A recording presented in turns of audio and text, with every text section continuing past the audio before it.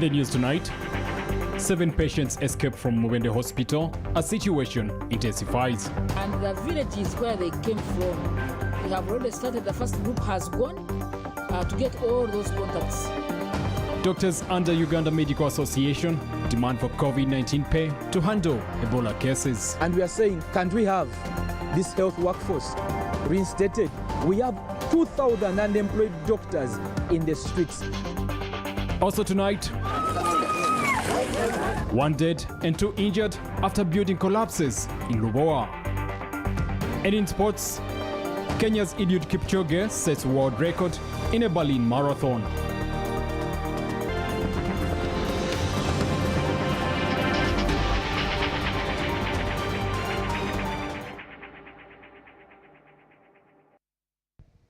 Today is the 25th of September 2022. I hope you had a very beautiful weekend. Thank you for joining us. I am Kalachi Brian with Isaac Luchams. This is PM Edition on CTV. Starting as of today, health officials in Mubende district have started the hunt for Ebola virus suspects following the disappearance of 7 suspected Ebola victims. According to the Ministry of Health, the death toll of Ebola victims has now risen to 21. Here are the details.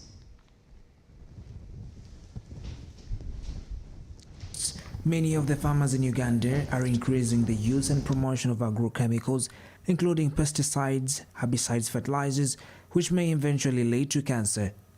Large quantities of banned chemical pesticides are still in use illegally in Uganda. And the effects on human beings, on the flora, on the fauna, on the children is really negative. We specifically note also that the European Commission passed a number of regulations and pulled out 41 highly hazardous pesticides, which they identified, but which we are currently using in Uganda. Southern and Eastern African Trade Information and Negotiations Institute, CEATIN, a non-governmental organization that works to promote pro-development trade, fiscal and investment-related policies, says Ugandans are losing a lot when it comes to agriculture products on the continental and global markets. Because we are using these banned hazardous agrochemicals. For example, Uganda is estimated to lose approximately $200 million in exports of agro products in the European market. So that's a very heavy loss. Government has also been urged to fulfill its obligation to protect Ugandans through introducing strong laws, otherwise people are in great risk of dying. So government is sleeping on the job. When we look at the legal framework is not supportive, and even the few provisions we have are not being implemented. This is why we are calling upon MAIF, the Ministry of Agriculture, to implement Section 18 of the Agricultural Chemicals Act, because they have the mandate in there. A few things have been done. For example, we have the organic agriculture policy. But a policy is a policy. We are asking for a law to such that even us as civil society, if we are to hold them accountable, we can hold them accountable using the law. But right now we don't have the law. We know that mancozeb is a chemical that is being widely used in Uganda on tomatoes. That whitish thing that you see on tomatoes everywhere has been banned everywhere. Over the years, President Museveni has been discouraging people, especially rice farmers, to vacate wetlands. However, many are still operating. David Kureba, an environmentalist in National Association of Professional Environmentalists, wants government to start walking the talk. When you look at what is happening in Rera, rice growing in an entire area, this is an area that is a catchment to Lake Victoria. And in that particular area and in that particular farm, there are a lot of agrochemicals that are used. If one of you have been there, you will see that rice is growing, but you never see pollinators in there. How does it grow? This is an area that communities used to go and get fish. But as we talk now, they have put trenches, and those trenches eventually, when they fill up, they end up in the lake. In 2019, National Association of Community and Occupational Health released a report of a year-long study on the extent of contamination of community water sources and vegetables sold on most Ugandan markets, indicating that tomatoes, the most consumed vegetable in Uganda, were contaminated by up to 8 different harmful pesticide residues that are risk to cancer cause into humans. Safi Mokili Beluku and Lubega Ibrahim Kasinga, CTV, PM Edition.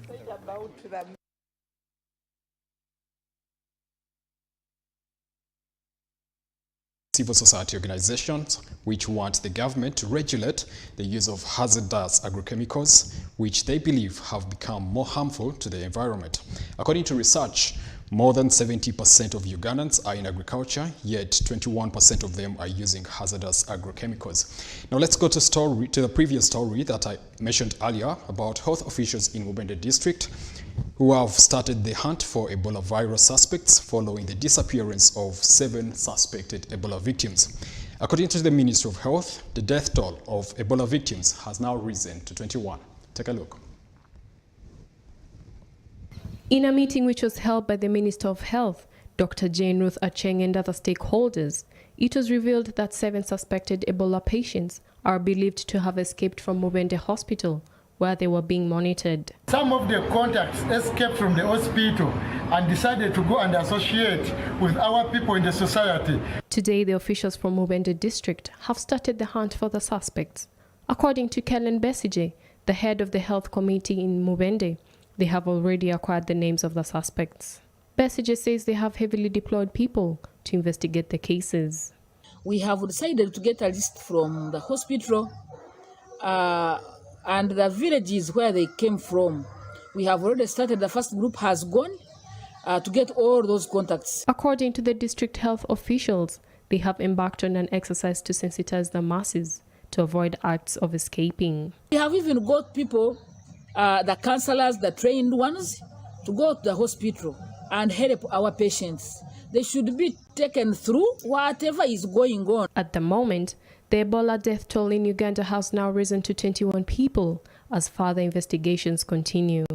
Hope Nyongereza, CTV, PM Edition. Still about Ebola, doctors under the Uganda Medical Association have called out the government to provide them with the necessary equipment to work on the Ebola patients to reduce on the risks of them being affected. PM Edition brings you more. Announced an Ebola outbreak in Mubende district, an issue to date that has continued to cause worry among many as cases continue to rise. Currently, there are 31 confirmed and suspected cases, a sharp spike from the 7 cases registered on Tuesday when the outbreak was confirmed. The total confirmed and suspected Ebola death has also increased exponentially from 1 to 19. According to Uganda Medical Association, government should work on paying the medical workers who were on the front line during the COVID-19 pandemic if they are to face the Ebola pandemic. As we all know, our health workers who worked in COVID-19, when they did a great job, our dear heroes, they were definitely sacked. And now we have a stampede. And we are saying, can't we have this health workforce reinstated? We have 2,000 unemployed doctors in the streets. And yet when you go to Mubende, you have less than 40 doctors. Less than 40 doctors, including the medical director. Oledo has urged medical personnel not to risk their lives by reaching out to highly suspected Ebola cases without the right protection gear. We shall not be able to entertain health workers to touch patients without PPEs. Please, you have a mandate. You have a right to stay home if you're being coerced to work on patients without personal protective gears. And the personal protective gears should be fully braced from head to toe. He has also called out to the government to supply them with the necessary equipment. And as Uganda Medical Association, we are saying, government should come up and be very solid on this. Let's have resources allocated for this. If there are not resources available and at all levels, let all the hospitals have now the PPEs available. because we are seeing cases going nationwide. The association has also condemned the act of replacing medical directors in various hospitals to those that did humanities. We've had these issues with the government parastatals which are managed by people other than health workers. Actually, our recommendation is we should have the government parastatal top leaderships led by doctors, because doctors are truthful and are honest. They will appropriate the sources well. So please, let no one in humanities encroach the field that they have no knowledge of. The medical directors to be individuals of medical background is to help mitigate medical issues when they arise. 1. Can contact the disease through contact with blood, secretions, organs, or other bodily fluid of infected animals such as fruit bats and other wild animals. The known symptoms of Ebola include high blood temperatures, fatigue, chest pain, diarrhea, vomiting, unexpected bleeding, and yellowing of eyes. Bleeding is usually a late presentation after the above symptoms. Tony Patila Humza, CTV, PM edition. Farmers under their umbrella body, the Poultry Association of Uganda, have expressed their concern over government's decision to reintroduce 18% value-added tax and 10% import duty on feed concentrates. Chris Emmanuel Musemakula was there to bring you the details. In 2017, Government of Uganda scrapped off value-added tax of 18% and 10% import duty tax on poultry feed concentrates. However, a few weeks ago, the government decided to reintroduce the two taxes which have affected the farmers. Farmers under their umbrella body, the Poultry Association of Uganda, have now expressed worry over the reinstated taxes. The VAT that was waived has now come back to the feed.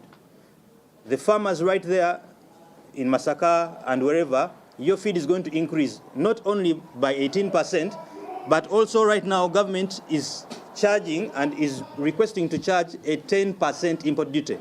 We have been struggling for the last almost 7 months with prices.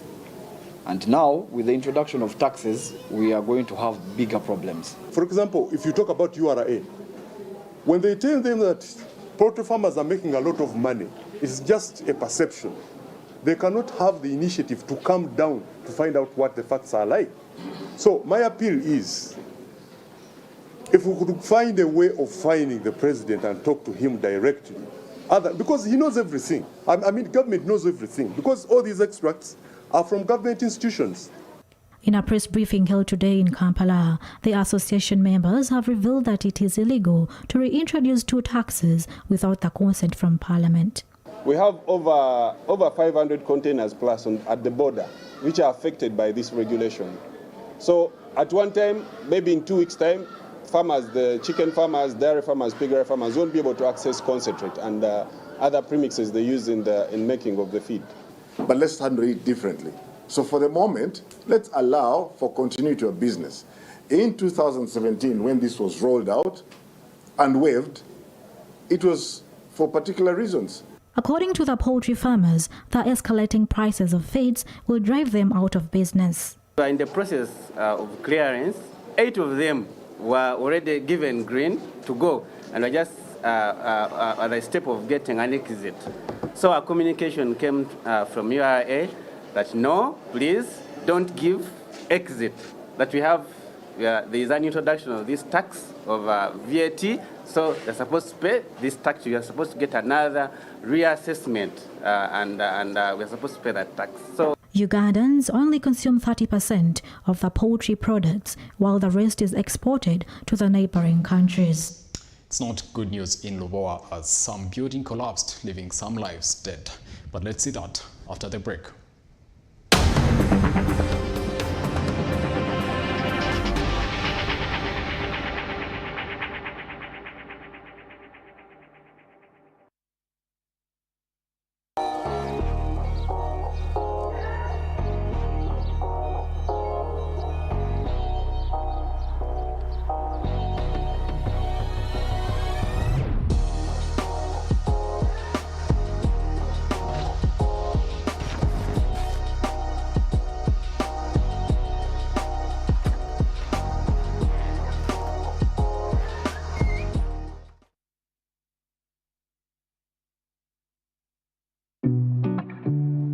CTV is now on StarTimes. You can now catch all your favorite programs, our daily comprehensive news bulletins, and so much more on StarTimes channel number 248.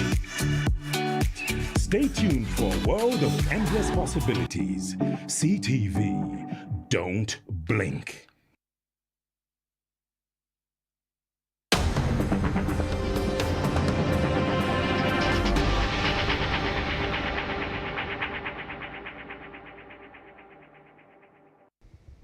Thank you for keeping it CTV with me, Kalachi Brian, and Isaac Luchams for your sign language interpretation. Now, residents of Lubowa have woken up to a tragedy after a building collapsed, immediately killing one person and leaving 2 people injured. Police are now going ahead to investigate to determine the cause of the incident. Sarah Nakandi has more. In the wee hours of the morning, police were already embarking on the erroneous task of rescuing people in Chiagaile village, Lubowa in Wakiso district, after a building which was under construction collapsed. According to the residents, Tony Semogeri, a member of the community, was one of the people that got trapped. In an attempt to carry out rescue efforts, walls were demolished, but it was late to save Semogeri, who was buried in the rubble.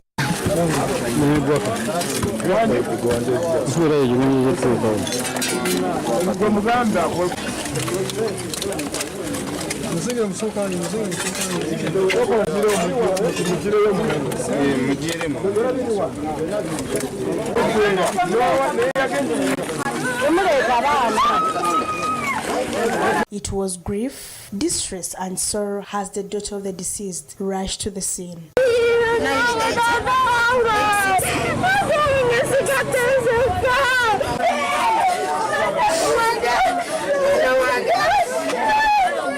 According to the residents, the building has been in a bad condition and the heavy downpour has been the major contribution towards the building's collapse. According to the Secretary for Defense in the area, Dauda Mutiakwaya, the deceased was a builder. He was the one renovating the building because it was in a very poor state.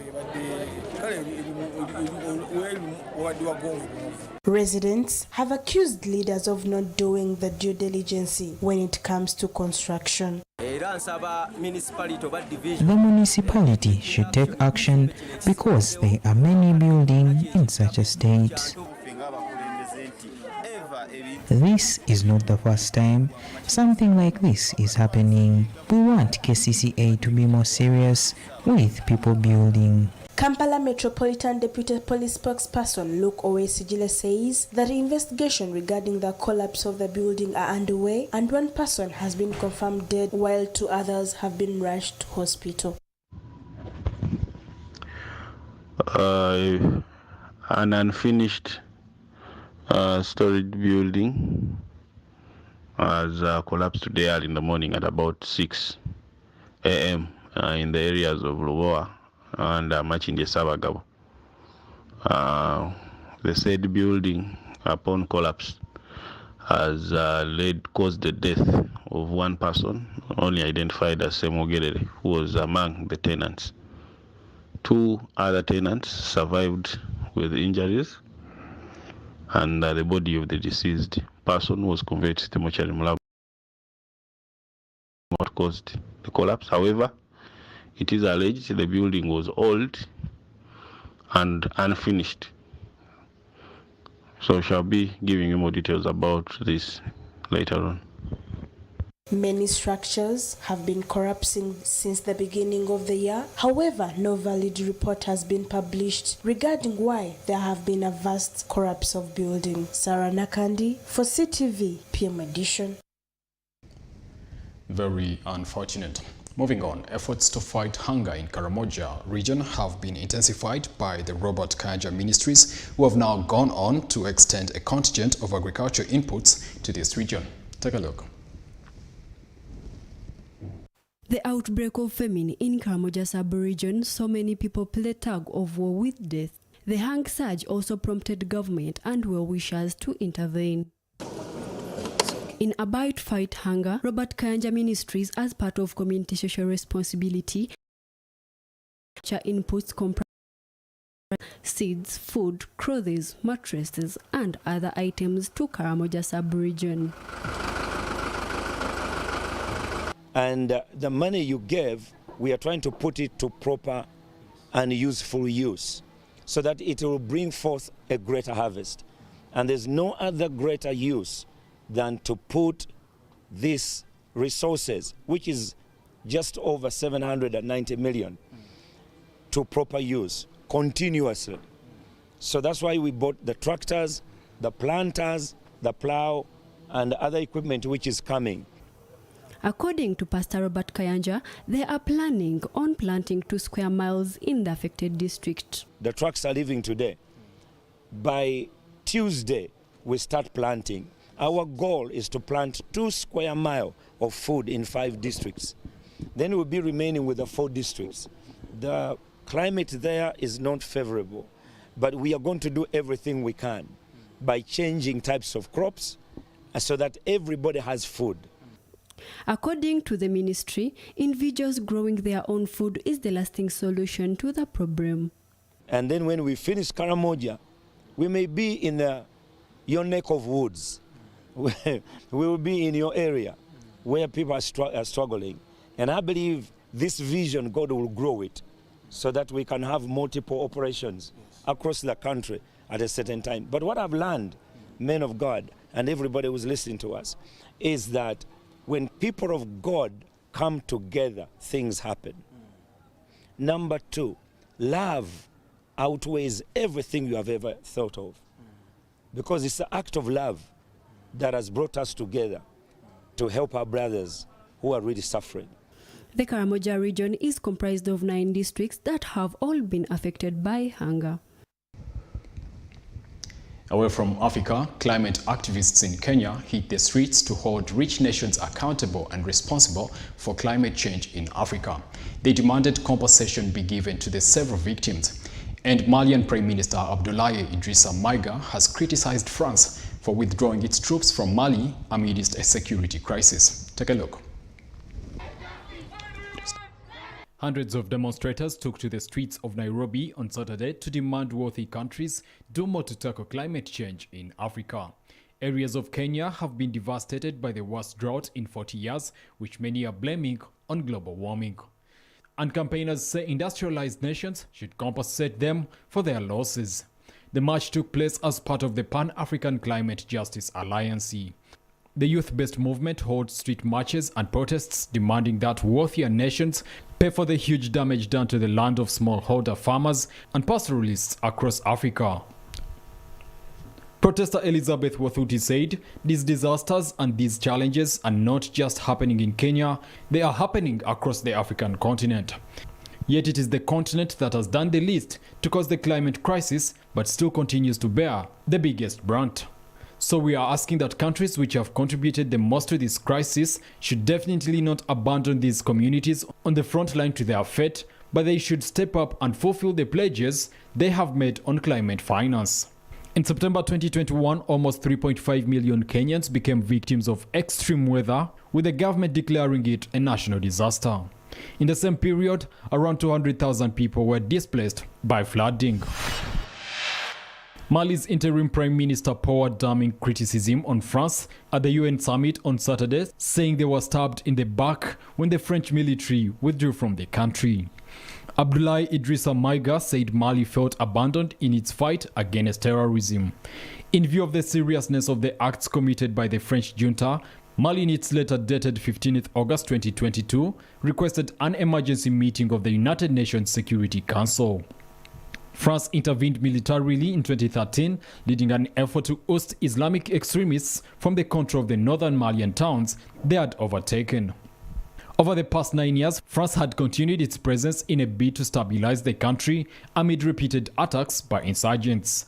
But the Prime Minister said the fight is now in the hands of citizens. Maiga also directly criticized UN Secretary General Antonio Guterres, but praised the influence of Russian mercenaries and the exemplary and fruitful cooperation between Mali and Russia. If you go back to Russia to fight, do not return.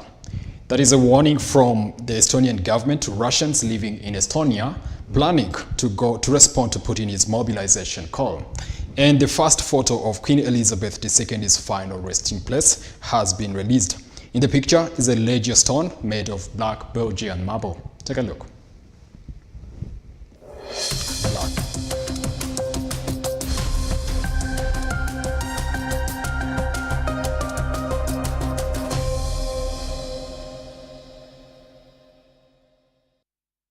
Estonia has warned its Russian-speaking residents that their citizenship would be revoked and they would be banned from the EU and the country if they participate in Russia's war against Ukraine.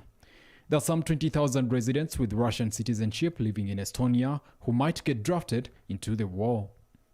The move comes after Russian President Vladimir Putin announced mobilization of troops, signaling that its war against Ukraine is far from over. According to reports, an estimated 300,000 more Russians will be drafted to serve in the campaign. The official added that Russia does not have jurisdiction to prosecute anyone in Estonia who does not follow draft orders. Meanwhile, there have been reports of Russian citizens from across the country fleeing to neighboring nations in a bid to avoid the conscription order. On Thursday, at Finland's eastern border with Russia, traffic intensified overnight, according to the Finnish border guard. Earlier, Finland's Prime Minister Sanna Marin told Parliament that her government was ready to act to put an end to Russian tourism and transit through Finland. The ledger stone holding Queen Elizabeth's name, those of her parents, and that of her husband Prince Philip was shown in a picture taken on Saturday, September 24th, from the Royal Chapel in Windsor, where she is buried.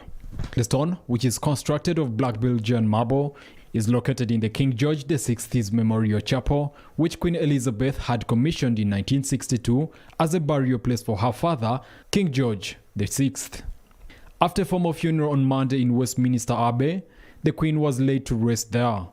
The top two lines of the stone's brass inscription read George VI, 1895-1952, Elizabeth, 1900-2002, followed by a garter star, and Elizabeth II, 1926-2022, then Philip, 1921-2021. In the chapel of Windsor Castle, west of London, Princess Margaret, sister of Queen Elizabeth, is also interred. After 70 years as monarch, Elizabeth passed away on September 8th at Balmoral Castle in the Scottish Highlands. Charles, her son, succeeded her as King Charles III.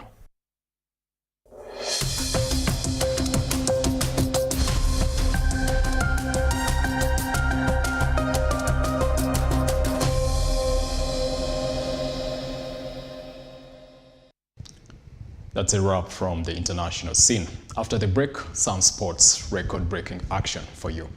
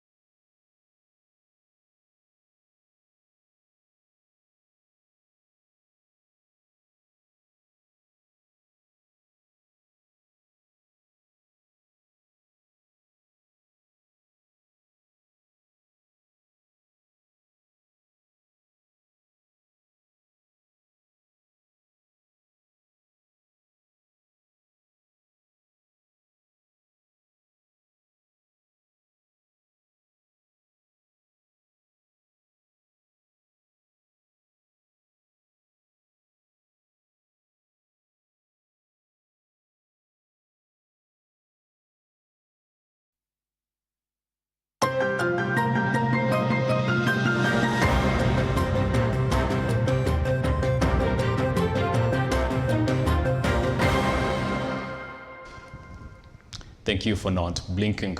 In our sports news, the two-time Olympic champion Eliud Kipchoge has beat his own record with a time of 2 hours, 1 minute and 9 seconds. The Kenyan star broke his record by 30 seconds of his previous best mark of 2 hours, 1 minute and 39 seconds set on the same course in 2018. Details.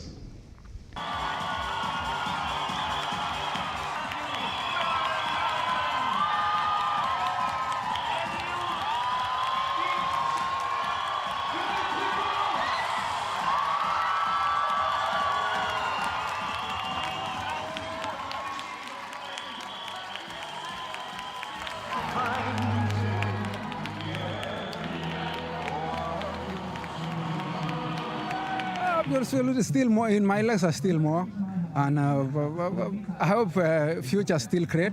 I was planning to go to it with a 60-50, 60-40, but all in all, my legs were running actually very fast, and I thought, let me just try to run 2 hours flat.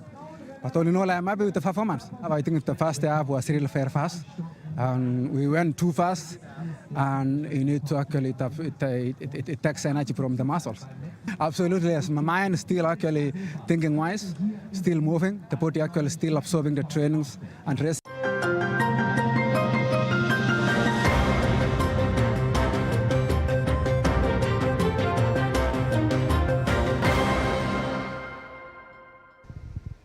Well, if you want to ask God to give you good friends, become a good person first.